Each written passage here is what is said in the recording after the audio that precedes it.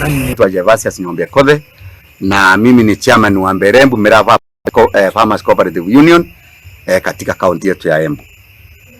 Nataka tu kusema kwa kifupi ya kwamba sisi watu wa Embu tulikuwa na shinda ya bei ile ilikuwa inaribishwa marodi 80,000 per day kwa kila rodi, na tulienda Mombasa tukiwa na governor wetu Her Excellency Cecily Mutito Barire pamoja na MCS na wanakamati wa union, na tukaenda tukapata nafasi ya kukutana na governor wa Mombasa, na niwe alikuwa ametualika.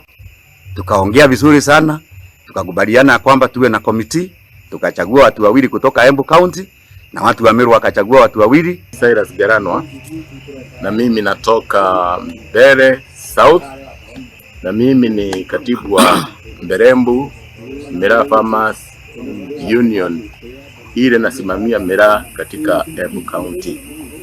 Niseme tunasikitishwa sana na yale yanatendeka kule Mombasa, kwa sababu tuwasikia watu wetu wakienda kuuza miraa huko wanavinywa sana, saa ingine hata magari yao inafungiwa kupeleka miraa Mombasa. Point is, miraa contains some ingredients, active ingredients, but the level of the gradient does not go beyond the stimulants level. It is on its own cannot cause mental disorder. It cannot. Regulation ile ziliandikwa na mimi nilihusika, nilikuwa mmoja wao ya 2022. Hata hiyo tuko ndani, mgoka haijatolewa nje. Ile condo practice vile tutakuwa tukiuza tena tuko ndani.